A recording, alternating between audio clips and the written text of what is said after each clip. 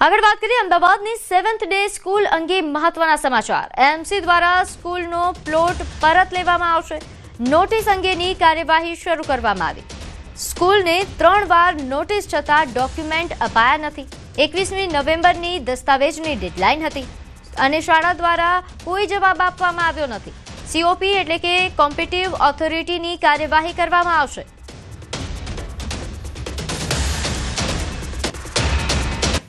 एक 7 day school माटे एक 21 तारीखनी डेडलाइननी फाइनल नोटिस आपवामां आवी हती। रूबरू हाजर रहीने जवाब आपवा माटे जणाववामां आवेલું હતું। તેમાં પણ એ લોકો હાજર રહ્યા નહોતા, જેના આધારે સીઓપીની કાર્યવાહી હાથ ધરવામાં આવી છે। એટલે કે આ પ્લોટ કેમ પાછો લઈ લો, પ્લોટનો કબજો પાછો લઈ લેવા માટેનો ઓર્ડર કરવામાં આવશે, જે સીઓપીમાં મોકલવામાં આવશે ને એના આધારે આગળની આનુવંશિક કાર્યવાહી કરવામાં આવશે। તો રાજ્યના મુખ્યમંત્રી ભૂપેન્દ્ર પટેલ કોમન મેન બન્યા। નવસારીમાં ચાલુ કાર્યક્રમ દરમિયાન મુખ્યમંત્રી વૃદ્ધાને મળ્યા। 90 વર્ષીય વૃદ્ધા સ્ટેજ પર જવાનો પ્રયત્ન કરી રહ્યા હતા। સુરક્ષાને ધ્યાનમાં રાખીને સીએમના બોડીગાર્ડે વૃદ્ધાને સ્ટેજ પર ન જવા દીધા।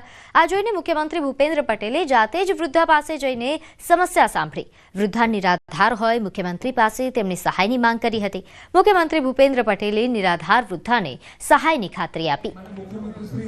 તો ચાલુ કાર્યક્રમ દરમિયાન તેઓ વૃદ્ધાને મળ્યા હતા, તેમના ખબર અંતર પૂછ્યા, તેમની સમસ્યાઓ પૂછી અને તેમની સહાયની પણ ખાતરી આપી છે।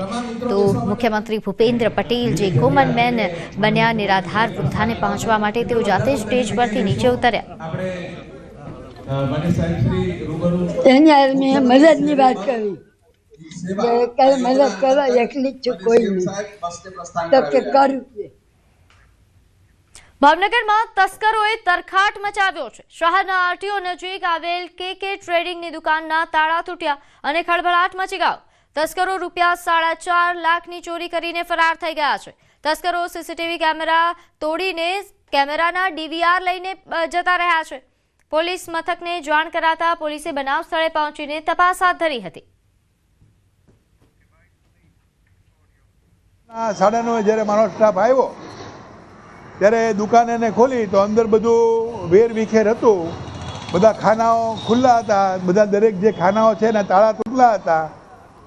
એટલે મારા સ્ટાફે મને સવારના તુરંત ફોન કર્યો કે દુકાનની અંદર આવું છે। તો બનાસકાંઠાના ખજુરિયા ગામમાં ગેરકાયદેસર ખેરના વૃક્ષો કટિંગ કરતા લોકો સામે કાર્યવાહી કરાઈ। માવાભાઈ ગરાસિયાના ખેતરમાંથી ખેરના લીલા વૃક્ષો કપાયા હતા। ખેરના વૃક્ષો કાપવા માટે વન વિભાગની મંજૂરી લેવી પડતી હોય છે। કપાયેલા ખેરના વૃક્ષોનો કબજો લઈ વન વિભાગે કાર્યવાહી હાથ ધરી છે।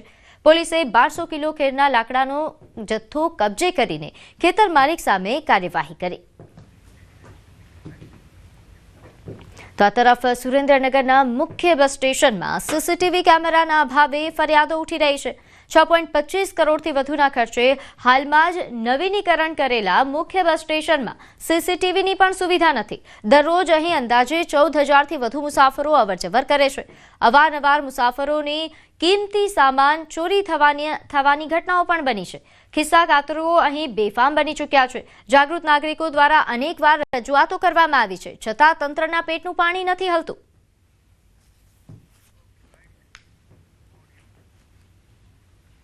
છે અને ખાસ કરીને 3 વર્ષ પહેલા 2 થી 2.5 વર્ષ પહેલા બસ સ્ટેન્ડ 6 કરોડ અથવા 6.5 કરોડના ખર્ચે નવીનીકરણ કરવામાં આવ્યું અને જે તે વખતે બળગા ફૂંકવામાં આવ્યા કે એરપોર્ટ જેવી સુવિધા સુરેન્દ્રનગર બસ સ્ટેન્ડમાં છે, પણ ખરેખર સુવિધાના નામે મીંડું છે અને ખાટલે ખોટ ત્યાં જ છે કે સીસીટીવી કેમેરા નથી અને કેટલાય મુસાફરોના ખિસ્સા કપાણા અને પોતાના દાગીના પણ ચોરાણા છે।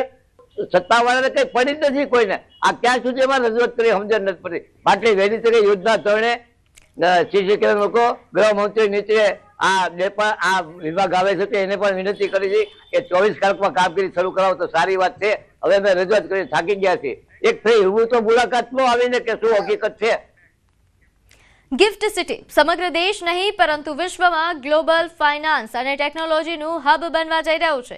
ત્યારે હવે વર્ષ 2030 સુધીનો ગિફ્ટ સિટી માટે ખાસ વિઝન રાખવામાં આવ્યું છે। ગિફ્ટ સિટીની શરૂઆતમાં ફક્ત ગણતરીની 1-2 બિલ્ડિંગો અને ગણતરીની ઓફિસો જ હતી, ત્યારે આજે 900થી વધારે રજિસ્ટર્ડ કંપનીઓ ગિફ્ટ સિટીથી પોતાનો વેપાર સમગ્ર વિશ્વમાં કરી રહી છે। ત્યારે આગામી 5 વર્ષમાં ગિફ્ટ સિટીમાં વધુ 100થી વધુ કંપનીઓ આવશે। ગિફ્ટ સિટીના ભવિષ્યની જો જો વાત કરવામાં આવે તો ગિફ્ટ સિટી દ્વારા પોતાનું અલગ GDCR બનાવીને સિંગલ સિસ્ટમ પણ શરૂ કરવામાં આવી છે। हमारा जो इंफ्रास्ट्रक्चर है અત્યારના આપણી પાસે જે ઇન્ફ્રાસ્ટ્રક્ચર રેડી થાય છે કરીબન 20 મિલિયન સ્ક્વેર ફીટનો કન્સ્ટ્રક્શન ત્યારે ચાલે છે। 5 મિલિયન સ્ક્વેર ફીટ રેડી થઈ ગયું છે। આ 20 મિલિયન સ્ક્વેર ફીટમાં ઘણી બધી કંપનીઓને આવવાની શક્યતા છે। અત્યારના હાલે 900થી વધારે કંપનીઓ અહીંયા કામ કરે છે। ગિફ્ટ સિટીનો કમાન્ડ એન્ડ કંટ્રોલ રૂમ છે કે જ્યાંથી સતત આખી જે ગિફ્ટ સિટી જે છે તેનું મોનિટરિંગ થઈ રહ્યું છે, અને આ પ્રકારનો આ રૂમ જે છે તે જોવા મળી રહ્યો છે। અંદાજિત 400થી પણ વધારે કેમેરા જે છે તે સતત ચાંપતી નજર જે છે તે આખી ગિફ્ટ સિટી ઉપર રાખી રહ્યા છે। આ પ્રકારે તમે જોઈ રહ્યા છો કે એન્ટ્રી એક્ઝિટ તમામ ગેટ ઉપર બિલ્ડિંગ ઉપર આ પ્રકારના કેમેરા લગાવવામાં આવ્યા છે। સાથે સાથે કોઈપણ વાહન અહીંયા એન્ટ્રી થાય તો તેનું પણ મોનિટરિંગ જે છે તે કરવામાં આવે, અને જો કોઈ વાહન શંકાસ્પદ લાગે તો તેનો નંબર જે છે તે પણ અહીંયા ડિટેન થઈ શકે, તે સુરક્ષાના પેરામીટર કેવા છે તમામનું મોનિટરિંગ અહીંથી થાય તે પ્રકારની વ્યવસ્થા સજ્જનો આ કમાન્ડ એન્ડ કંટ્રોલ રૂમ જે છે તે જોવા મળી રહ્યો છે। કેપ્ટન પંકજ મકવાણા સાથે ગૌતમ શ્રીમાળી, ન્યૂઝ 18 ગુજરાતી, ગાંધીનગર। પોરબંદર મનપાએ પેરેડાઇઝ સિનેમાને BU સર્ટિફિકેટ તથા ફાયર NOC આપી દેતા ભારે ચર્ચા જોવા મળી રહી છે, કારણ કે થોડા સમય પહેલા પોરબંદરમાં આવેલા પેરેડાઇઝ સિનેમા બિલ્ડિંગને આપવામાં આવેલા ફાયર NOC બોગસ હોવાનું મનપાના ધ્યાનમાં આવ્યું હતું। આ પેરેડાઇઝ સિનેમા ઉર્ફે જય એન્ટરપ્રાઇઝની અંદર BU સર્ટિફિકેટ ફરીથી આપી દેવામાં આવેલ છે અને ફાયર NOC પણ ફરીથી આપી દેવામાં આવેલ છે। આ પ્રકારની કાર્યવાહીથી જે જાહેર જનતાનું હિત જોખમમાં મુકાઈ રહ્યું છે।